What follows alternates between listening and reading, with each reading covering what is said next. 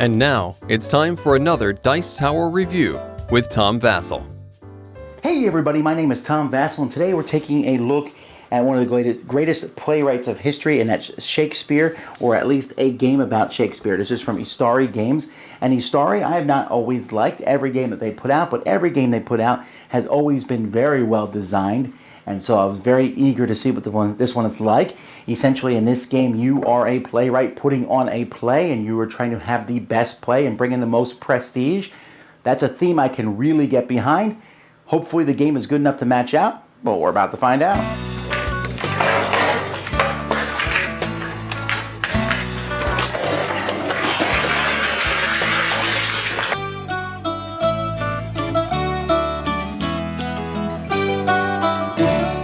Now what players are trying to do is they're trying to get the most prestige. There's a prestige track here.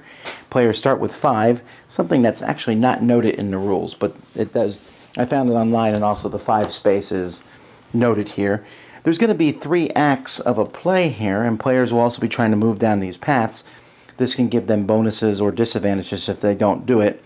There are costume parts that are here that are numbered from 1 to 5, different colors.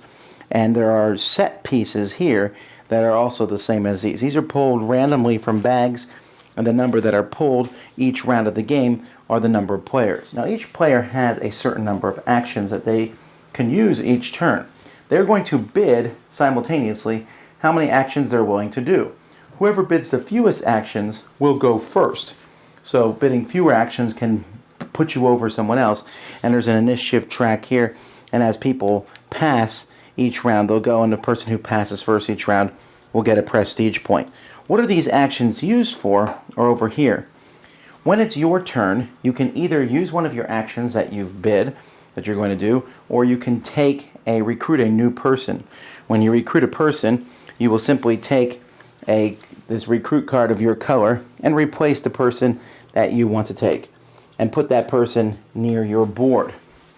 Now, when you take an action, everyone has 4 actions printed on their board, 4 different people. But once you start recruiting people, and you also start the game with one of these folks, you have different actions that you can take. And some of the actions are pretty simple, like this one here. You can go and you will increase basically your morale track here by 2, going here.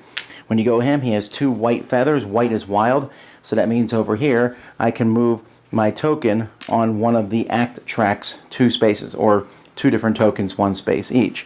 When I go to the queen, I can take some money, or I can draw some bonus cards, and at the end of the game, these can give me bonus points if I meet the qualifications on these cards. Now, of course, I'm going to want to do other things than these basic actions, so I have set dressers and dress designers and seamstresses and whatever they're called. This guy here is a square box, so when I use him, that he has a 6 on him. So that means I can go here to the set pieces and take up to 6 worth of pieces. So I might take the 4 and the 2.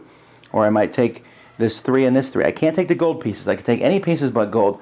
And once I take these pieces, I'm going to be building them in my set. Now the set has to be built uniformly. So you'll see if I put a purple 3 here, then this one over here also has to be a purple 3. Except for these gold pieces, they're wild. So they can go anywhere. So I might, as time goes by, this would be legitimate to put that 5 there, but if I put a 2 there, I need to put 1 there. And as time goes by, I can build up. This one's already built in place, so I can build here, and when I build on these spots, it will give me prestige points. Also, each piece of set that you build will give you special abilities. Some of them give you money, some of them will make everybody else move down in their morale track. There's different things as you build the set pieces. A seamstress has the same thing, except they'll be doing it with round tokens, and you'll notice this guy here can use round and square tokens, a total that goes up to 4. A seamstress is going to take those tokens and put them on an actor. You'll see that each actor has spots here where they can put these tokens, and when an actor's outfit is completely finished, that actor is going to possibly give more prestige points or different thing and money based on how good their outfit is. And actors with full outfits, when an act happens, or when the play goes on, will give things. Like this guy gives a yellow feather, which means you move 1 in that act. And so there's all different things that can go on. There are different people you can take, but at the end of the game, each person that you've taken has a cost. You'll see this guy here has a cost of 3. So I need to be collecting money to pay his costs, so that otherwise I'm going to lose points at the end of the game, and you can lose a lot of points. So taking people with better abilities but have higher costs, you have to be careful. You have to pay for them. There's a goldsmith here. He's the only way that you can get a gold dress token or a gold set token. You can always take somebody and simply make them an extra rather than take the other side of the card. You make them an extra, which has no cost on them at all, but at the same time they're not really worth anything unless you give a nice costume. This guy here, he adds 1 to every single person who has a circle or square. So this guy here would now get 7 worth of set pieces. And there's all sorts of different folks who will show up in the deck. There's specific actresses who might, they bring their own outfit and she moves there. This person does morale, moves 1 on the different tracks. Now you'll notice up here in the round that they're going to have a dress rehearsal. You're going to have a dress rehearsal twice, at the end of round 4 and at the end of round 6. And at that point you're going to be checking down here, and players are going to be possibly losing points if they don't have if they're not far enough on each of these tracks. At the top of this track, they'll be getting money. On this one, the farthest person gets 2 prestige, second farthest person gets a prestige. And here, as long as you've reached these points, you'll get prestige.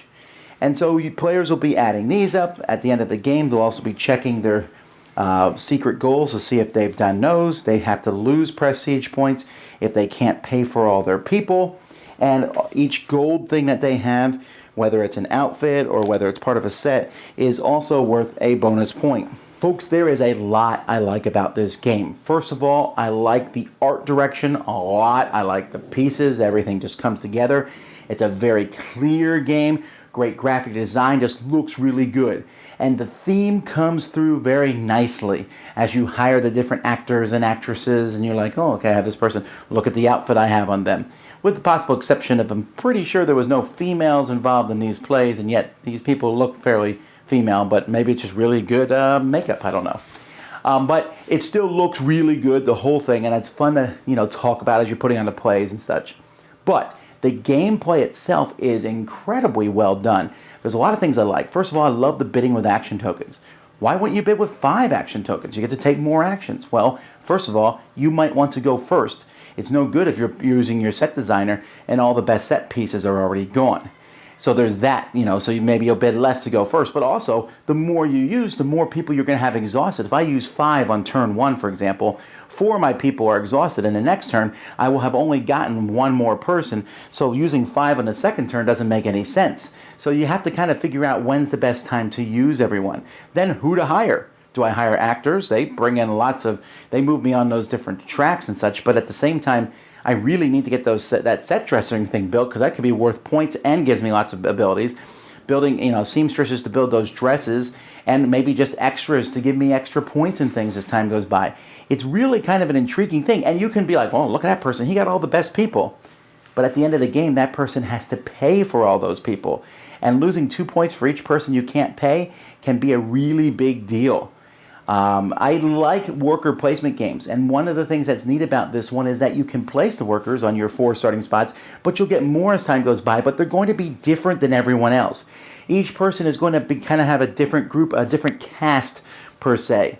And so, there's a lot of things in this game that are, there's 3 tracks here and you need to be far on this track to move that track. But because the theme is strong, that whole track thing is, more acceptable, because it makes sense, but it plays so smoothly. You're constantly saying, okay, your action, okay, what am I going to do next? And you're constantly thinking, what am I going to do? It plays well with 2 to 4 players.